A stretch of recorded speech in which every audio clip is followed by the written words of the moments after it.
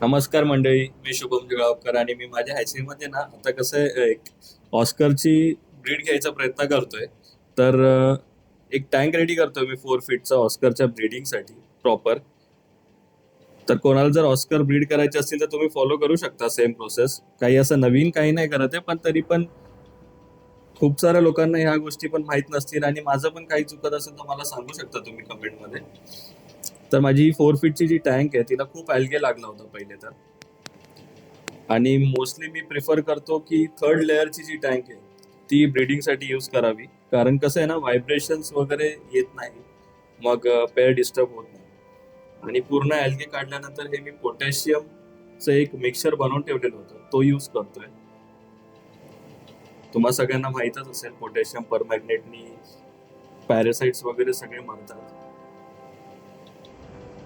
Just tank पूर्ण clear झाली पाहिजे म्हणून, बाकी काय असं नवीन काही नाही त्याच्यामध्ये. अर्धा तास मी आता सोडून देईल या टँकला पोटॅशियम टाकल्यानंतर. आता तुम्ही बघू शकता पूर्णपणे अल्गे पूर्ण पोटॅशियम आणि अल्गे पूर्ण मिक्स झालेले आहे आणि आता मी ड्रेन करायला चालू करतो.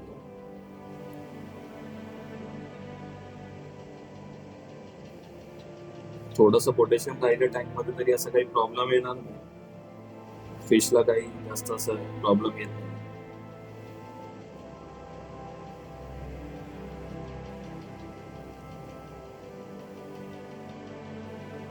आता 100% पाणी ड्रेन करतो मी.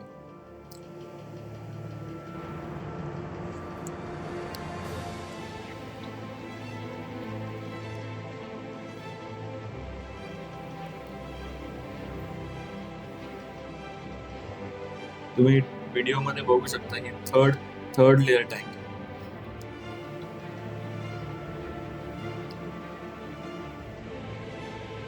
जर पेअर सेफ फील करेल तर नॅचरली ती ब्रीड होईलच.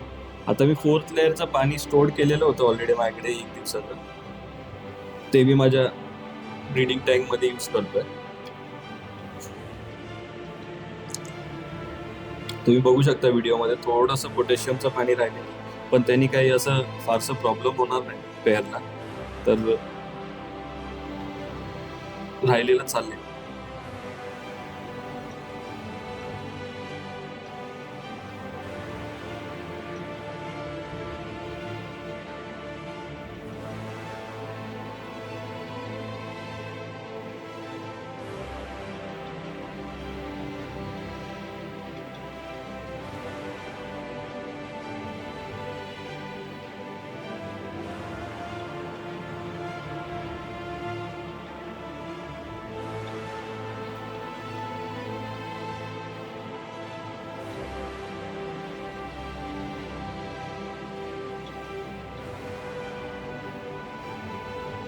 पाणी फिल करायला जास्तच वेळ लागत होता म्हणून थोड्या हेल्पची गरज होती मला.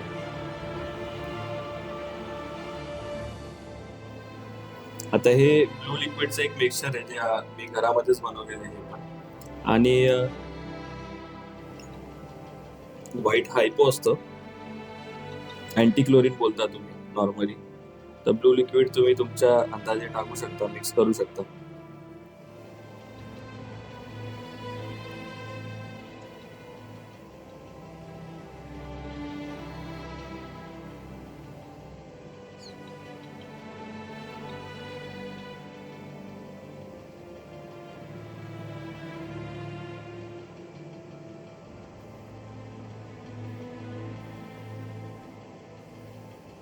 थोडं पाणी सेटल होऊ द्या. आता पूर्ण जो डस्ट असतो पाणीमध्ये ब्लू लिक्विडने पूर्ण डस्ट खाली बसेलच नक्कीच, आणि पाणी तुम्हाला पूर्णपणे क्रिस्टल क्लिअर दिसेल थोड्या वेळानंतर. आणि मग आपण पेअर ऍड करूया त्यामध्ये.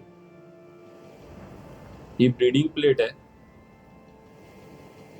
सहज असे सगळे पेअर्स ब्रीडिंग प्लेट एक्सेप्ट करत नाही, पण मी ट्राय करून बघतो की ब्रीडिंग प्लेट एक्सेप्ट करते की नाही करत.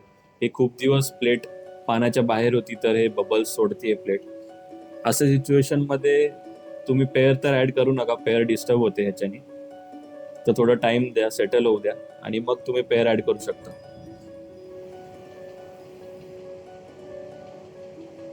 हे सेकंड लेअरला ही पेअर होती, मी थर्ड लेअरला शिफ्ट करतोय ब्रीडिंग टँक बनवून.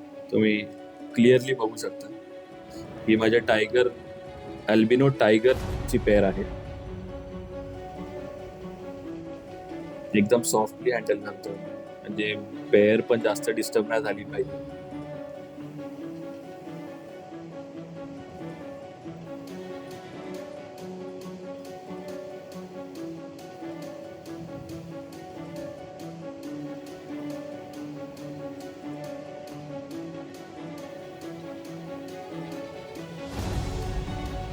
वॉटर कंडिशन तुम्ही आता बघू शकता, मी काही असं जास्त काही केलेलं नाहीये, वेगळं काहीच केलेलं नाही, बट स्टील पाणी एकदम क्लिअर झालेलं आहे, क्रिस्टल क्लिअर वाटतंय पाणी. आणि पेअर पण एकदम ऍक्टिव्ह आहे, सोडला सोडला एकदम ॲग्रेशन दाखवतात ते एकमेकांना.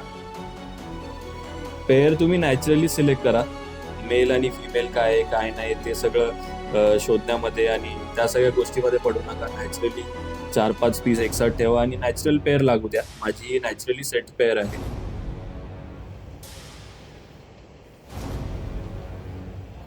आता लवकरच अपडेट आला पाहिजे आणि मी तुम्हाला लवकरच अपडेट देईन ह्या सगळ्या पेअरच्या रिझल्टचा. पेअर कशी सेट झाली तुम्ही बघू शकता लगेच.